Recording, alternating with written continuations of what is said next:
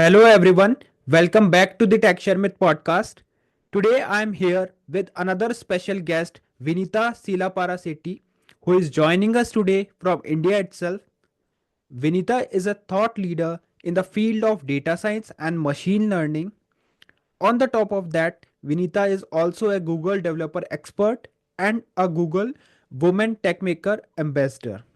With these roles, she is advancing the technology and empowering the women in the field of IT industry. So today in this episode, we will delve into Vinita's inspiring journey into data science. We will also explore her expertise in programming languages for generating AI and the challenges and consideration of building neural network. But before we begin, I want to thank Vinita for joining us today in this episode. And now I request you to please initiate the discussion by telling us something about yourself. So, hi Amit. First of all, thank you for having me here. I was pleasantly surprised when you invited me to be on your podcast. So, a little bit about me. I am the chief data scientist at Trendwise Analytics, and so I tend to work with neural networks a lot for deep learning projects as well as generative AI. Lots of those projects come in these days. So, I did my master's in data science over at Newcastle University, and I've authored a book on deep learning and neural networks. And I was then invited to be a part of the Google Developer Experts program, as well as the Women Tech Makers Ambassadorship program. So that's a bit about me. All right. Okay. So thanks for the introduction, Vinita. And we love to hear more about your journey. Like how did you decided to pursue your MSc in data science at Newcastle University? And after that, like what were those few moments that defined your journey? All right.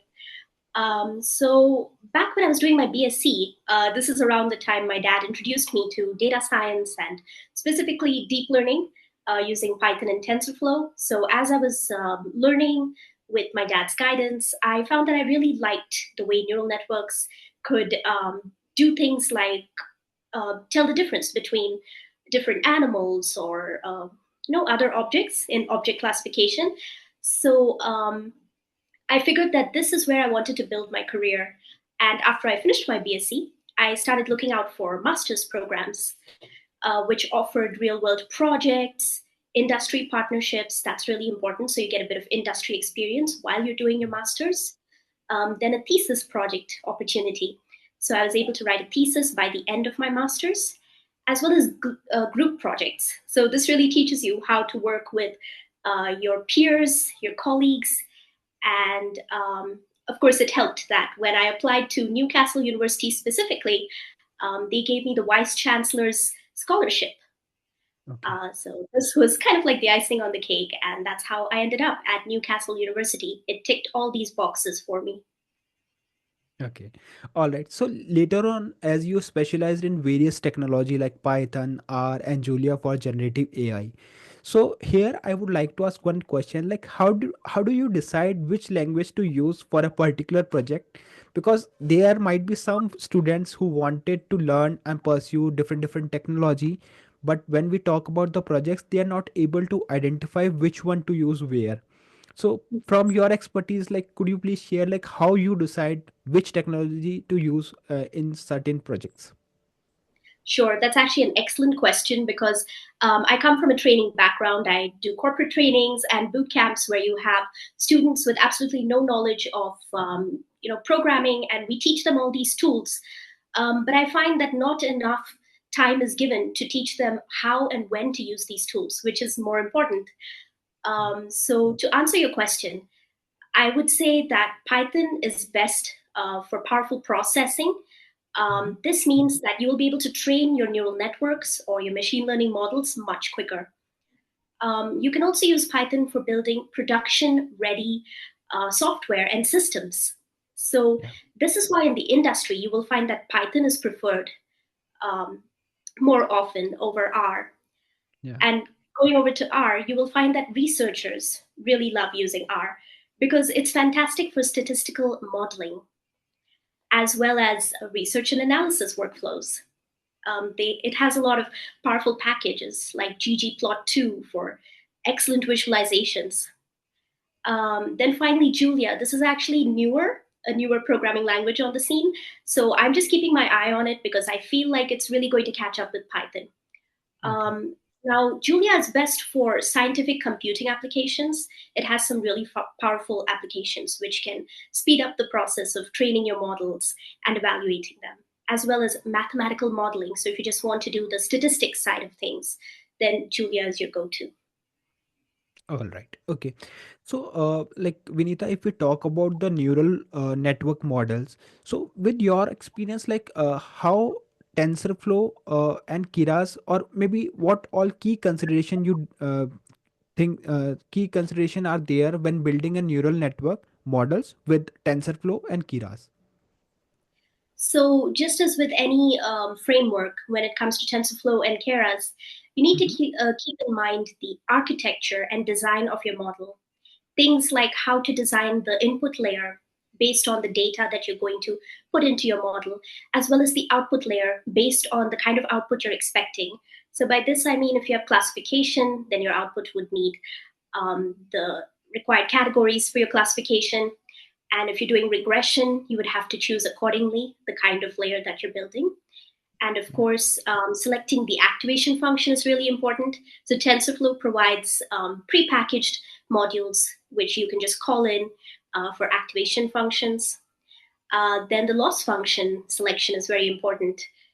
What I mean by this is, for example, if you have a binary classification problem, then you should Mm-hmm. definitely use binary cross entropy, right? So Yeah. TensorFlow, of course, offers this as well. Then optimization strategies. So I would say choosing the right optimizer is really important because this can help to speed up your training process as well as make sure that it is accurate. If you don't use the right Yeah. optimizer, you might get overfitting or underfitting, which are both not ideal. Um, Finally, when it comes to the training, you need to have the right validation strategy. So TensorFlow is great at this, um, as well as performance evaluation, right? Because we have a lot of benchmarks that we can use, like accuracy and the F1 score, but Yeah. not all of them are ideal depending on your situation. So you need to choose the correct one accordingly. And sometimes, especially when you're working with data that is new to you, um, you may not know which benchmark to use. So TensorFlow helps you to quickly do a test run and see which one gives you the best results before you use all the data for your final model. And of course, when it comes to overfitting, TensorFlow has a really nice technique of helping you add dropout layers. Mm-hmm. So all of this, I would say, is why um, personally I tend to choose TensorFlow and Keras for building neural networks. Okay. All right. So let's talk about your expertise and the acknowledgement that is provided to you as an expert. We all know that Google Developer Expert title is quite a prestigious title for anyone, right? But we just Yes. wanted to know, like, what does being a Google Developer Expert in machine learning mean to you, and how it has shaped your journey? So to me, being a Google developer expert means that I can give back to the community. Okay. Before I became an expert, I was writing blog posts, but I didn't have much reach. Mm-hmm. Of course, when you're a newbie, people don't know you yet. And even if you have great content, no one knows where to find you. But once I became a GDE for machine learning, I found that this gave me exposure. It gave me more platforms where I could reach out to diverse audiences.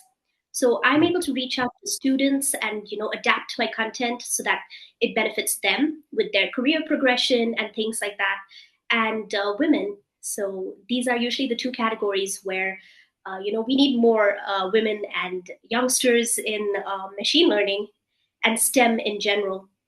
So I would say that becoming a GD has exposed me to these diverse audiences, and it's helped me in my speaking career as well as my training career. Mm-hmm. Okay, so whenever we talk about GD and the this title, we everyone also think about the contribution that you are doing, right? So at the moment, like what kind of project or maybe the activity do you get involved in as a GD in machine learning, or maybe is there any particular project that you are planning to deliver in the upcoming month? So I'm glad you asked.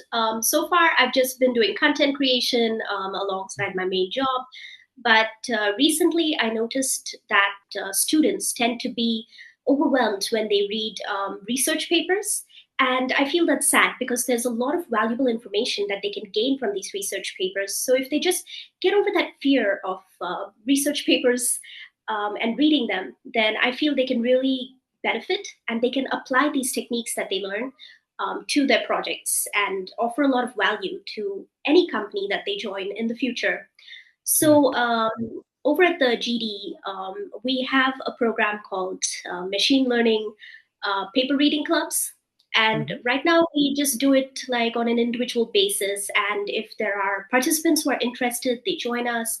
We read a paper together for that month, and then we discuss it. But I'm planning to implement it in a different way, specifically Okay. for students from colleges and universities.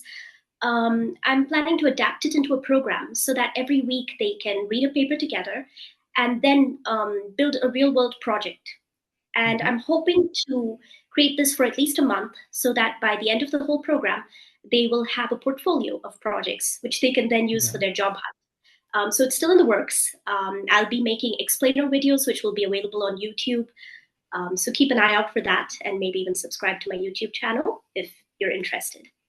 Yeah, this is one of the greatest opportunity for all those person like who wanted to publish their research papers. So I also encourage everyone to subscribe Vinita's channel for such kind of information and to stay updated about the research work.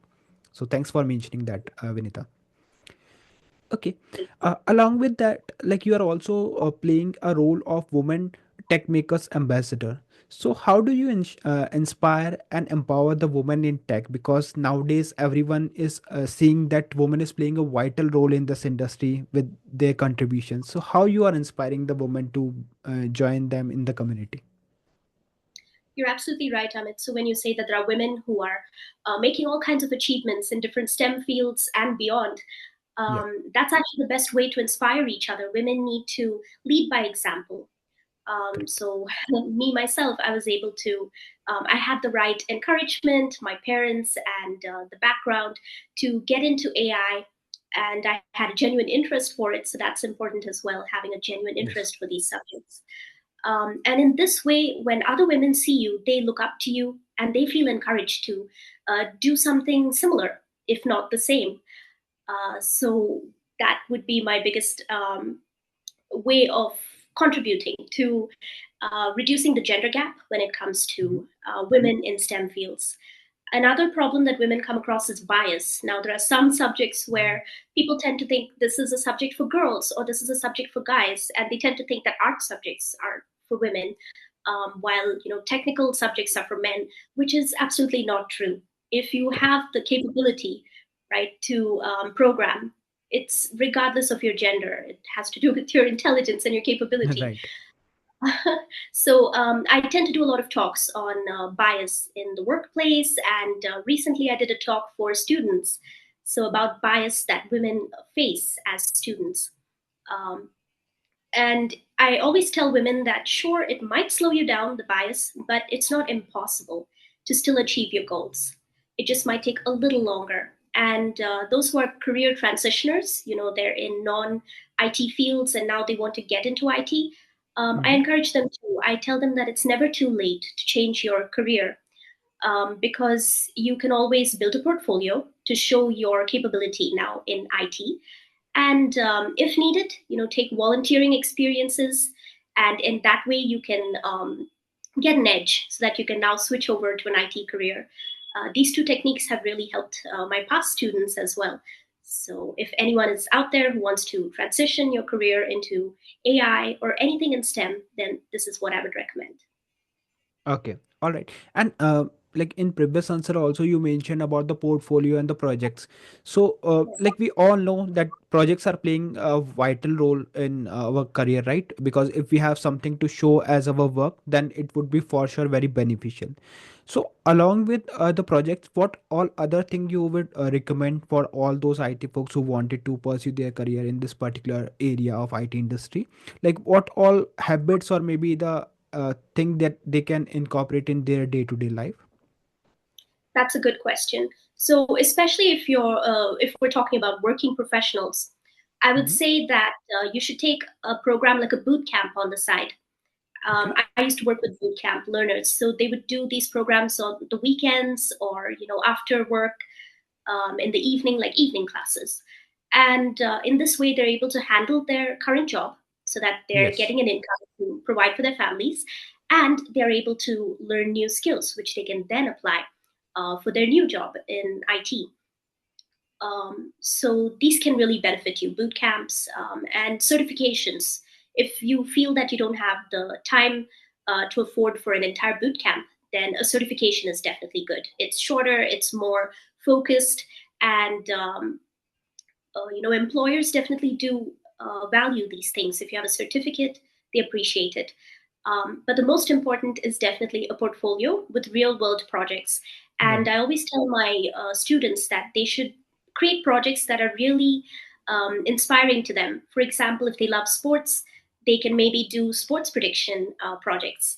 And in this way, companies that want sports analysts will reach out to them. And when they speak with passion, right, these companies will see that passion and they're more inclined to hire them. So I'm Correct. not saying it's guaranteed that they'll be hired, but there's a much higher chance, Chances 90%. are there. Yeah, at most. Okay. That would be All my right. advice. Yeah. Okay, so apart from these advocacy activities and these prestigious titles, you have also authored one of the book which is titled as a Deep Learning Project using TensorFlow to Neural Network Development with Python and Keras. So, Mhm. when did you decided to start writing the book, and how, like, what were those key points that influenced you to start writing and to publish a book? So it has always been a dream of mine to publish a book because my dad has books, and I thought I wanted to publish one as well. Okay. So what I did was those projects where I was teaching myself data science techniques and deep learning. I put them together, and I reached out to different publishers, Mm-hmm. saying that this is a collection of projects I have, and I would like to turn it into a book. So there were some publishers that didn't get back to me, but then Apress New York did. And they said that they were interested, they liked the idea, they liked the projects that I had done, and they saw value in my proposal for the book. So we got started, and I fine tuned the projects so that I could now have step by step instructions for anyone who is even new to programming, so that they can just follow these steps and implement the same project as me. I also made sure to add theoretical explanations with Mm-hmm. analogies so that it becomes easier for anyone to understand how CNNs work, how LSTMs work. And I focused on the basic neural networks because Okay. we have a lot of neural networks now, but they're all just built up on the basics. Yes. Okay. All right. And along with these book, like I remember like one of your research paper, which is titled as Machine Learning for Fraud Detection and Employing Artificial Intelligence in the Banking Sector, was Mhm. awarded with the one of the best award. I think there was one award. It was awarded for the best paper award for the International Knowledge Transfer Conclave.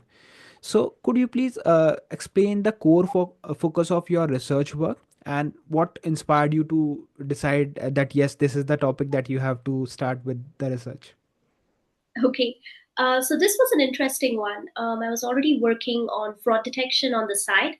So Hmm. when I saw that the theme of this conference was about cybersecurity, I felt that that should be the topic I should go with.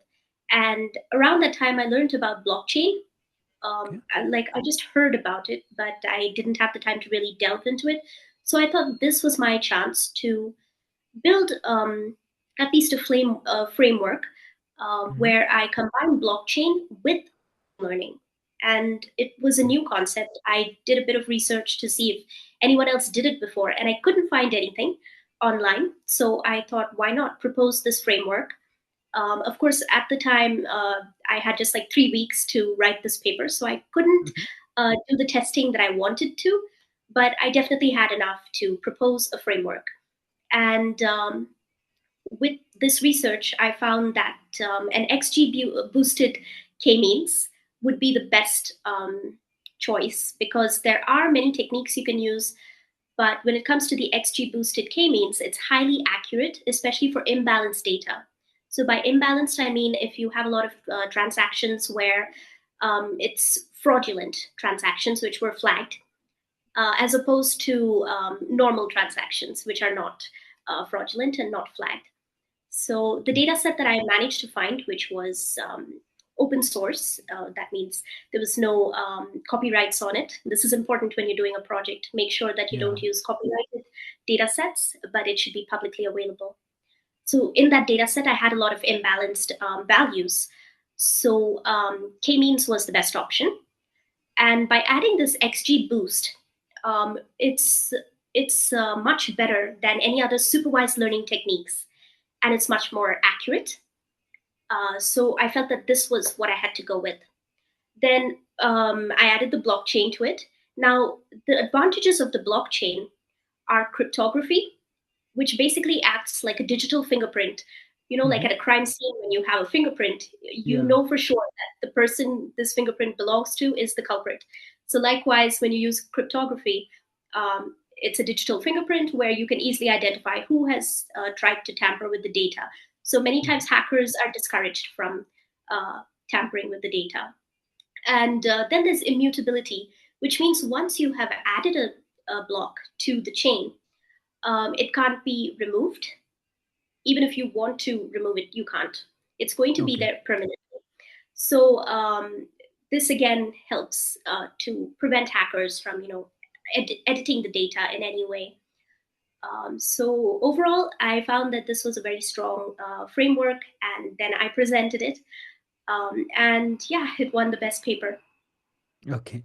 All right. So, Vinita, you have experience of both writing for publishing a research paper as well as writing a book. So, what all key differences did you find during writing a book as well as publishing the research paper? Like, did you find any thing that is quite different in writing these two things? That's a really good question. Yes, the process is very different, Mhm. because, first of all, you have different formats. Now, when you're applying to conferences, they usually have Yeah. a format that they prefer. So, or even journals for that matter, if you want to get it published in a journal. So, you have to make sure that you follow the format exactly. And they'll have a lot of peer reviewing processes, which means that other researchers in your field will go through it, and they will see if your research paper has any merit. If they have advice to improve it, they will give you that advice. And in the end, they decide if your paper is worth uh, being presented if it's a conference, or being published if it's a journal. So Okay. there's a lot of there's a lot of obstacles that you have to go past, which is why it takes a long time to, first of all, write a research paper and then publish it. Yes. Whereas for a book, you do have technical um, people who will go through your work, but they're not as stringent, which is why it's quicker to publish a book. And when it comes to a book, you need to keep in mind the audience. Now, for a research paper which goes in a journal, you know that your audience is, other professionals, other researchers. So you don't have to explain each concept and things like that. Just any new concept that you have, um, discovered during your research. That's all you have to explain. But in a book, you have to explain all the tiny details, every single keyword that you use, and every Yeah. single concept that you use. All of that has to be explained, and you have to use simple language, whereas in a research paper you can use more advanced language. Okay. All right. Okay, so let's talk bit about the GitHub Archive program because during the research I found that in 2020 GitHub Archive program, few of your repository were included for their archives. So could you please tell us bit about those repository and like what kind of work do they represent in terms of Python, R, and machine learning as well as in data science? Sure. So actually, when I got this badge saying that my work was in the Arctic Mhm. Vault, I didn't know what this program was, and so I did a bit of research on it that morning when I saw the um, batch, and then I was pleasantly surprised. So this means that my code is going to outlive me. Long after I'm gone, my code will still be here. So it really humbled me, because it it shows that whatever work you do in your lifetime, you're remembered for it, whether it's good or bad. Um, so the repositories that were included from my GitHub account were a repository on Indian trade. So this was a data set that I put together for a personal project that I was working on at the time. Then, of course, my blockchain paper, the ML and blockchain paper. Um, so in this paper, I used Python, TensorFlow, and Keras. Um, and so that's the technologies I used. And finally, ggplot2. This was the third Okay. repository which was included. So ggplot2, I mentioned it before, is a package in R, which is good for generating powerful visualizations. This was a guide which I had written. So yeah, these are the three repositories which were included. All right. Okay, so Vinita, like if we talk about your achievements and contributing contributions, there are many things that we can discuss, right? So, but we have limited time, right? So I just want to ask you one question, last question, which is regarding the influential person of your life, because with these roles, maybe it's a Google developer expert role or tech maker, woman tech maker ambassador role, you are influencing many other IT folks or professional, right? But we wanted to know like who have been the most influential person in your career journey, including maybe your mentors, colleagues, or in fact the family members. So like what who are those person and what did you learn from them? So that's an excellent question, Amit. Thanks for asking. I definitely have to thank my parents a lot for forming me and guiding me throughout my career, especially when it comes to the technology side. My dad is my mentor. He always knows what's at the forefront of technology. So when data science started picking up, he's the one who introduced me to it. And even now, whenever there's a new technology that comes in, he's the first to tell me, even before I can read it online. So there's my dad. And then when it comes to training, which is what I primarily do, I have my mom to thank because she is a teacher. She teaches high school students and primary school students. Um, so she's very compassionate when it comes to teaching. So the students really love her because she Okay. doesn't make them feel insignificant if they make a mistake. Mm-hmm. And she's always encouraging them. These are the principles that I apply as well. And I work with adults. So I actually find that they tend to feel even worse if they make mistakes. Yeah. Which is not necessary. I mean, everyone makes mistakes. We're all humans. So I have to remind them, and I'm compassionate with them. I'm patient with them, um, and all of this I learned from my mom. But apart from my parents, I also have a really nice manager. This was back when I was working at Just IT in UK. Now she was an absolute sweetheart. She saw her subordinates as humans before Okay. she saw them as the people under her. So we really felt free to be able to talk to her about any issues we were having, or if we had suggestions to improve the systems that we were using, she was open to listening to them. Like she genuinely cared about those she worked with. So she has inspired me to be a good leader with a human centric approach. Okay. So these are the three people in my life that I would thank for shaping me. All right. Okay. All right, so thank you so much, Vinita, for joining us in this episode and for sharing so much information about your journey and for sharing your expertise. It was really very nice talking with you, and I hope you also enjoyed the discussion. So, thank you once again for being a part of the show. Thank you, Amit. The pleasure was mine.